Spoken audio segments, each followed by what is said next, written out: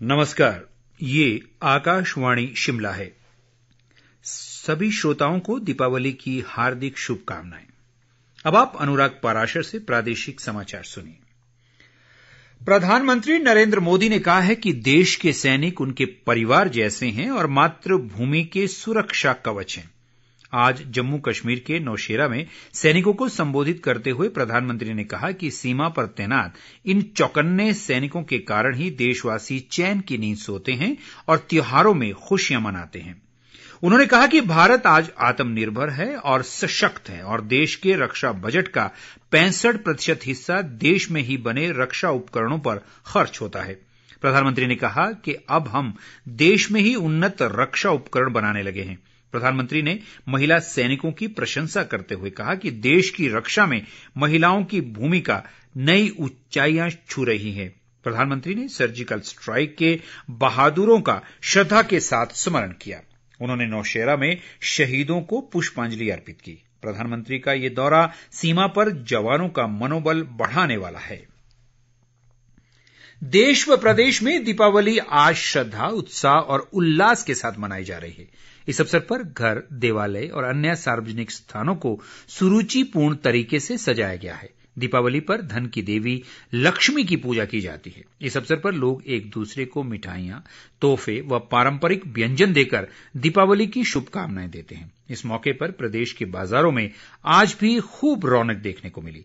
बाजार आकर्षक सामानों से जगमगा रहे हैं। सोलन से हमारे संवाददाता ने बताया कि लोग दीपावली में पटाखों से होने वाले प्रदूषण के प्रति जागरूक दिखे। वहीं घरों में दीपावली पर विशेष तौर पर रंगोलियां बनाई गई है। हालांकि कोरोना महामारी और प्रदूषण के चलते प्रशासन सहित विभिन्न समाज सेवी संस्थाओं ने लोगों से ग्रीन व सुरक्षित दीपावली मनाने की अपील की है। इस बीच राष्ट्रपति रामनाथ कोविंद, उपराष्ट्रपति एम वेंकैया नायडू और प्रधानमंत्री नरेंद्र मोदी, राज्यपाल राजेंद्र विश्वनाथ आर्लेकर और मुख्यमंत्री जयराम ठाकुर ने दीपावली की शुभकामनाएं दी हैं। मुख्यमंत्री जयराम ठाकुर ने पेट्रोल पर उत्पाद शुल्क में तत्काल प्रभाव से 5 रुपये प्रति लीटर और डीजल पर उत्पाद शुल्क में 10 रुपये प्रति लीटर की कमी करने के लिए केंद्र सरकार और प्रधानमंत्री नरेंद्र मोदी को धन्यवाद दिया है। उन्होंने कहा कि केंद्र सरकार के उनके फैसले से देश की जनता को काफी राहत मिली है। मुख्यमंत्री ने कहा कि राज्य सरकार ने भी प्रदेश में पेट्रोल और डीजल पर वैट को और कम करने का फैसला किया है। उन्होंने कहा कि इस तरह राज्य में पेट्रोल 12 रुपये प्रति लीटर जबकि डीजल 17 रुपये प्रति लीटर सस्ता होगा। केंद्रीय सूचना व प्रसारण व खेल मंत्री अनुराग ठाकुर ने केंद्र सरकार द्वारा पेट्रोल व डीजल की कीमतों में कमी करने पर प्रसन्नता जताई है। उन्होंने कहा कि ये सरकार का आम लोगों के लिए दीपावली का बड़ा तोहफा है। हमीरपुर जिले के समीरपुर में उन्होंने कहा कि केंद्र सरकार ने पेट्रोल व डीजल के दाम में एक्साइज ड्यूटी को कम किया है।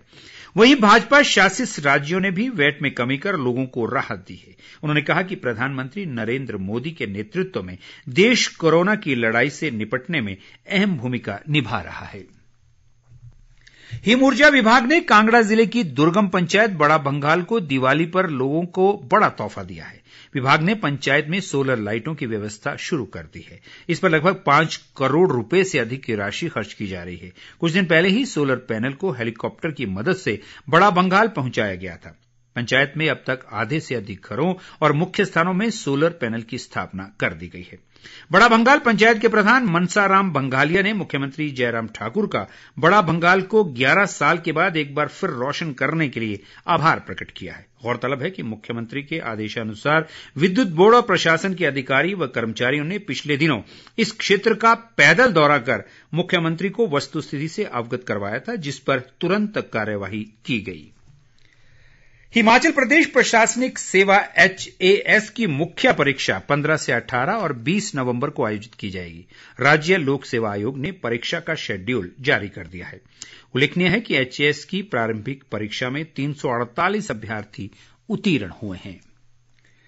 जुब्बल कोटखाई के नवनिर्वाचित विधायक रोहित ठाकुर ने प्रदेश सरकार से MIS के तहत सेब की खरीद को 2 सप्ताह आगे बढ़ाने की मांग की है। उन्होंने कहा कि ऊंचाई वाले सेब बाहुल्य इलाकों में अभी भी सीजन जारी है, लेकिन सरकारी एजेंसियों ने 31 अक्टूबर के बाद सेब की खरीद बंद कर दी है।